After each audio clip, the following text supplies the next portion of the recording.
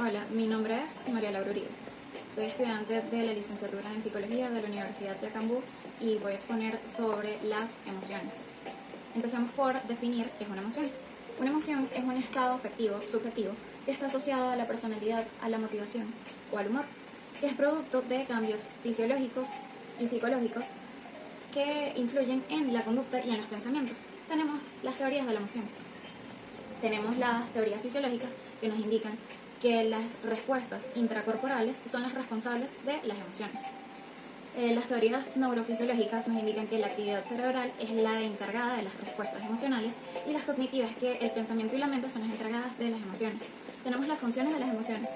Las funciones adaptativas nos indican que las emociones preparan al organismo para la ejecución de una conducta hacia un objeto determinado, como por ejemplo la alegría nos prepara para la reproducción y la tristeza para la reintegración.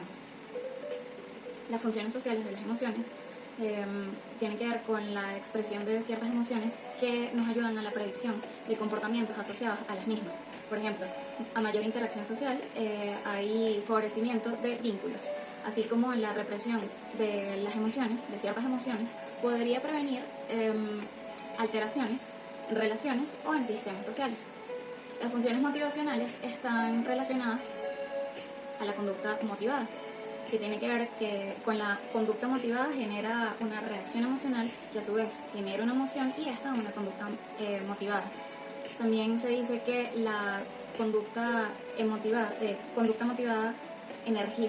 que la emoción energiza a las conductas motivadas. Por ejemplo, la alegría genera atracción interpersonal, así como la sorpresa genera más atención. Ahora hablemos de las bases neurofisiológicas de las emociones. Los principales implicados vendrían siendo el sistema nervioso, el sistema límbico, sistema nervioso autónomo, el hipotálamo, el hipocampo y la amígdala.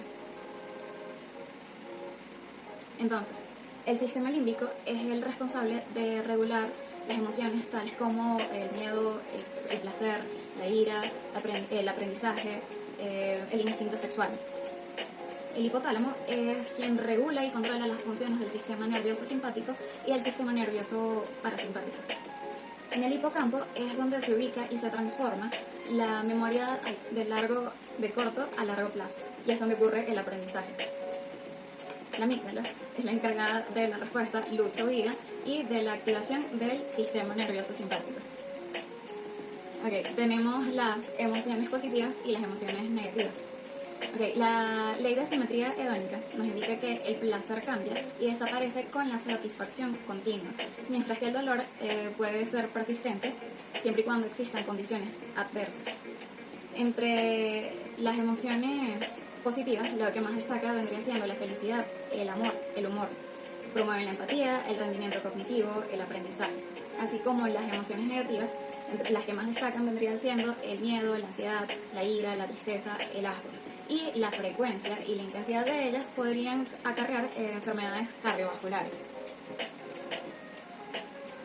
Entonces, las diferencias entre emoción, sentimientos y estado de ánimo principalmente vendría siendo la intensidad y la duración de cada uno.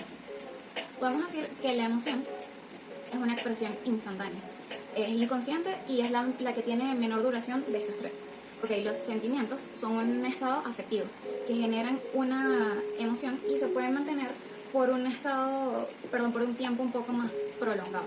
Sin embargo, el estado de ánimo es el más largo de los tres y es el menos intenso. No es específico y no está relacionado directamente a algún estímulo. También afecta la visión que una persona tiene del mundo. Los tres se relacionan entre sí, ya que una emoción puede generar un sentimiento y el sentimiento puede generar un estado de ánimo. Los componentes de las emociones son neurofisiológicos, conductuales y cognitivos. Los neurofisiológicos son respuestas involuntarias no controlables del organismo, tales como el aumento del pulso cardíaco, el flujo sanguíneo, la temperatura corporal. Sin embargo, son prevenibles mediante técnicas que ya mencionaré. Los conductuales se pueden disimular trabajando también en algunas técnicas. Los conductuales vendrían siendo risa, llanto, expresión facial, tono de voz. Tenemos los cognitivos, que son los sentimientos que nos permiten clasificar el estado emocional y darle un nombre a la emoción. Ahora sí, hablemos sobre las herramientas. Herramientas para el control de las emociones. Control del lenguaje, ya que controlar el lenguaje nos ayuda a disciplinar las emociones. También podemos moderar los componentes neurofisiológicos y conductuales mediante ciertas técnicas que ya había mencionado. Estas técnicas podrían ser respiración, relajación, visualización, meditación. Sobre estas técnicas se consigue muchísima información en internet, pero en casos moderados o graves, donde exista una interferencia de la cotidianidad por el mal manejo de las emociones, se recomienda buscar ayuda profesional. Eso ha sido todo y gracias por su atención.